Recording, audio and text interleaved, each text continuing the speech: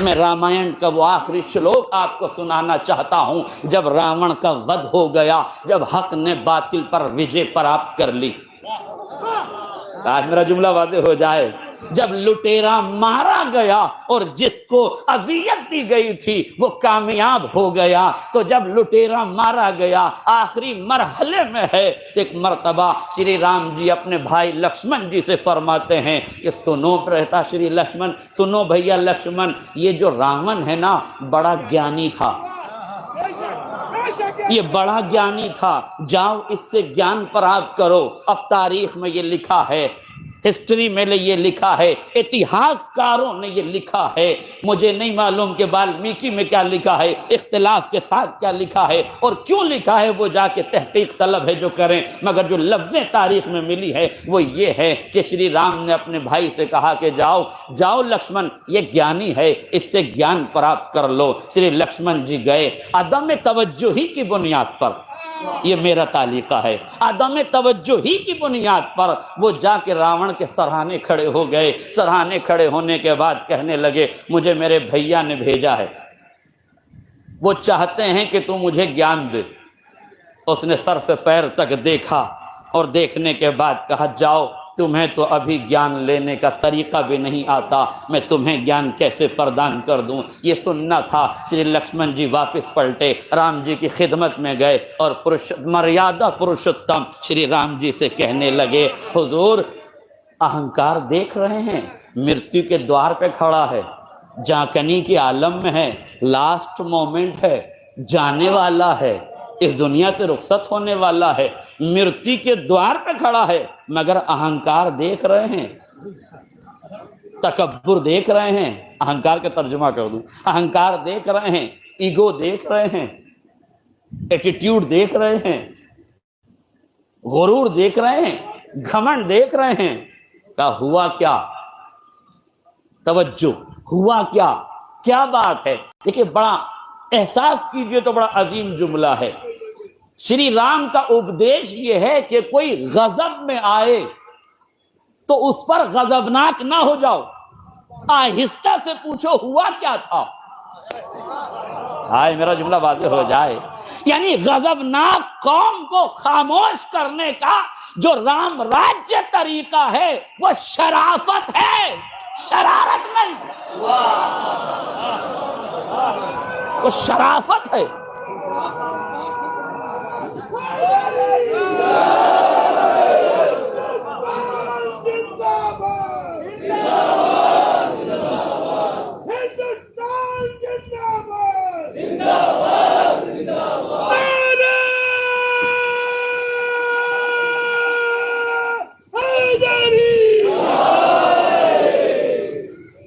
غور فرمایا آپ نے، فوراً انہیں شانت کیا، خاموش رہو تھوڑی دیر، اب بتاؤ ہوا کیا؟ کہنے لگے براتا شری مرتیو کے دوار پہ کھڑا ہے، مگر کتنا اہنکاری ہے، کتنا متکبر ہے، کتنا غرور میں مبتلا ہے، کہہ رہا ہے تمہیں تو ابھی شکشا پراپت کرنا نہیں آتا۔ شری رام مسکرائے، مسکرا کے پوچھا تم کھڑے کہاں تھے؟ تم کھڑے کہاں تھے؟ کہا میں اس کے سرہانے کھڑا تھا۔ کہا تو پھر غلط جگہ کھڑے تھے، گیان گرو کے چرنوں سے پراپت کیا جاتا ہے، تمہیں پائنتی کھڑا ہونا چاہیے۔ میرے عزیزوں یہ ہے رام راجیہ کی وچار دھارا کہ جہاں تعلیم حاصل کی جائے وہ مقام بھی لائق احترام ہوتا ہے۔ یہ ہے رام راجیہ کی پریبھاشا کہ جہاں سے ایجوکیشن ملے، جہاں سے تعلیم ملے، اس مقام کا مہتو یہ ہے کہ سرہانے نہ کھڑے ہو، پائنتی کھڑے ہو۔ بھائی کا اپدیش سنا، فوراً پہنچے، جانے کے بعد پائنتی کھڑے ہوئے، راون کی آنکھوں میں آنکھیں ڈال کے کہا اب تو مجھے گیان دے دو، اب تو میں صحیح جگہ کھڑا ہوں۔ اب جملہ سنیے، آخری فرق تک توجہ چاہتا ہوں۔ راون نے جیسے ہی یہ سنا، یہ دو روایتیں ہماری سن لیجئے تاکہ بات کو سمجھنے میں آسانی ہو جائے۔ معصوم فرماتے ہیں خذ الحکمت ولو کان من اہل النفاق، حکمت جہاں سے پانا لے لینا، چاہے نفاق کے سینے ہی میں کیوں نہ ہو۔ خذ الحکمت حکمت جہاں سے پاؤ، این خذوہ اینما وجدتموہ، جہاں سے حکمت پاؤ وہیں سے لے لو۔ دوسرا فقرہ نہج البلاغہ میں امیر بیان و سخن مولائے متقیان علی ابن ابی طالب علیہ السلام، مولا فرماتے ہیں لا تنظر من قال بل انظر ماذا قال، دیکھو یہ نہ دیکھو کہ کون کہہ رہا ہے، میرا مقدمہ سنیے، یہ نہ دیکھو کہ کون کہہ رہا ہے، یہ دیکھو کہ کیا کہہ رہا ہے۔ یہ نہ دیکھو کہ راون کہہ رہا ہے، یہ دیکھو کہ راون کہہ کیا رہا ہے۔ آج میرا جملہ واضح ہو جائے، جیسے ہی شری لکشمن جی نے راون سے کہا کہ آپ گیان دے دو، تو کہنے لگا راون سنو لکشمن، مجھ راون کو ہزاروں دیوی دیوتاؤں کا وردان پراپت تھا، کسی طاقت میں اتنی طاقت نہیں تھی کہ میرا بال بیکا کرتا، مگر میں اس انجام کو پہنچا ہوں اپنے اہنکار سے۔ ہائے میرا جملہ واضح ہو جاتا، میں اس نتیجے پہ پہنچا ہوں اپنے ایگو کی وجہ سے، غرور کی وجہ سے، تکبر کی وجہ سے، گھمنڈ کی وجہ سے، انا کی وجہ سے، اہنکار کی وجہ سے۔ تو خیال رکھنا کبھی اہنکاری نہ ہو جانا۔ میں امت مسلمہ کو، پوری دنیا کے مسلمانوں کو، پوری دنیا کے حکمرانوں کو یہ بتانا چاہتا ہوں، جب گیانی کا اہنکار نہ بچا تو اگیانیوں کا اہنکار۔ نعرہ تکبیر، آخری آدمی کا ہاتھ اٹھانے، نعرہ تکبیر، نعرہ رسالت، ہندوستان، ہندوستان، اسلام، نعرہ حیدری۔ ایک صلوات پڑھ دے محمد اور آل محمد کو۔ ہندوستان تک ٹھیک ہے، بس ہندوستان۔ اہنکار کسی کا بھی نہیں بچے گا، اتنا بڑا گیانی تھا مگر اہنکار کی وجہ سے مارا گیا، اتنا بڑا گیانی تھا اپنے اہنکار کی وجہ سے ڈوب گیا۔ اس کا مطلب یہ ہے میرے عزیزوں، برا نہ مانیے گا، میں یہ نہیں کہہ رہا ہوں کہ حجاب کے خلاف ریلیاں نکالو، حجاب کے خلاف ریلیوں کی ضرورت نہیں ہے، اپنی بچیوں کو باحجاب بنا دو، اپنی بچیوں کو باحجاب بنا دو، اس لیے کہ حجاب انسانی نظریہ ہے، حجاب ہندوستانی سبھیتا ہے، یہ اسلامی نظریہ بعد میں ہے، ہندوستان کی سبھیتا پہلے ہے۔ دیکھیں کچھ چیزیں فطرت میں ودیت کی گئی ہیں۔ امریکہ نے ایک گڑیا بنائی جس ڈول کا نام رکھا، اس کے بعد مرحلہ طے ہوگا۔ اب رہا سوال کہ قرآن میں حجاب ہے کہ نہیں، اب قرآن میں حجاب میں کیسے سمجھاؤں؟ میں آپ کو اس رامائن سے حجاب سمجھانا چاہتا ہوں جس سے آپ بخوبی واقف ہیں۔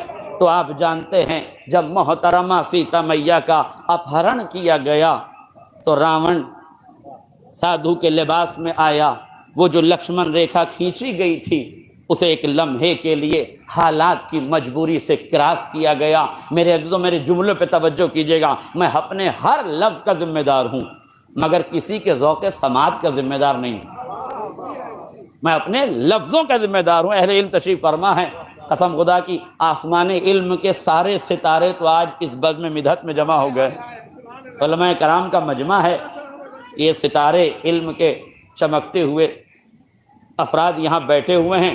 طالب اصلاح رہوں گا، ان بزرگوں سے ایک صلوات پڑھیں محمد اور آل محمد۔ مرحوم فیروز حیدر صاحب قبلہ نے بڑا خوبصورت جملہ کہا تھا، اگر میری ماؤں بہنوں تک یہ جملہ پہنچ جائے تو میں سمجھوں گا میری مجلس کا حق ادا ہو گیا۔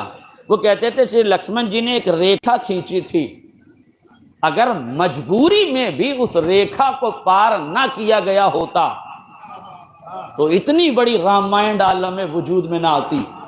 اس کا مطلب ہے کہ عورت کو اپنے کردار کی سیماؤں کو پہچاننا چاہیے، اس دائرے کے حدود کا اسے خیال رکھنا چاہیے، ورنہ مجبوری میں نکالے جانے والا قدم بھی مصیبتوں کو دعوت دینے سے نہیں روک سکتا۔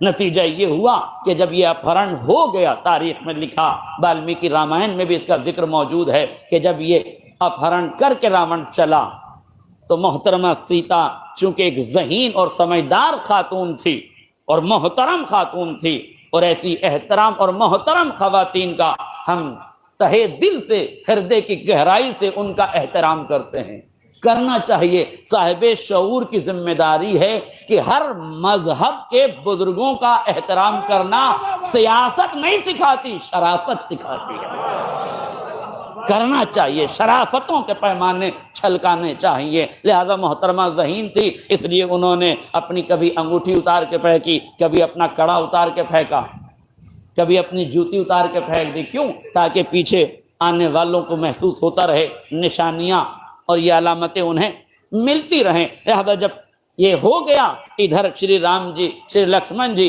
ہنومان جی کے ساتھ تینوں آدمی ڈھونڈنے کے لیے نکلے، تو اب رامائن میں یہ لکھا ہوا ہے کہ ہنومان جی نے انگوٹھی اٹھائی، لکشمن جی سے کہا یہ کس کی ہے؟ کہا یہ میری بھابھی کی ہے۔ پھر آگے چل کے انہوں نے کڑا اٹھایا، پوچھا یہ کس کا ہے؟ کہا یہ بھابھی کا ہے۔ آگے چل کے انہوں نے پیر کی جوتی اٹھائی، کہا یہ کس کی ہے؟ کہا یہ میری بھابھی کی ہے۔ آگے چل کے انہوں نے چوتھی چیز جو اٹھائی وہ ناک کی ایک نتھ اٹھائی، ناک میں پہنے جانے والا ایک وستو یا نتھ جسے کہتے ہیں، نتھنی جسے کہتے ہیں، اسے اٹھایا، اور اٹھانے کے بعد شری لکشمن جی کو دیکھ کہا آپ اسے پہچانتے ہیں؟ انہوں نے کہا نہیں، میں اسے نہیں پہچانتا، میں اسے نہیں پہچانتا۔ شری رام جی نے دیکھا اور کہا کہ یہ تمہاری بھابھی کی ہے، پرنتو تم کیوں نہیں پہچانتے؟ اب شری لکشمن جی کا جملہ ہے، اگر کسی کے سمجھ میں آ جائے تو بہت بڑی بات ہے۔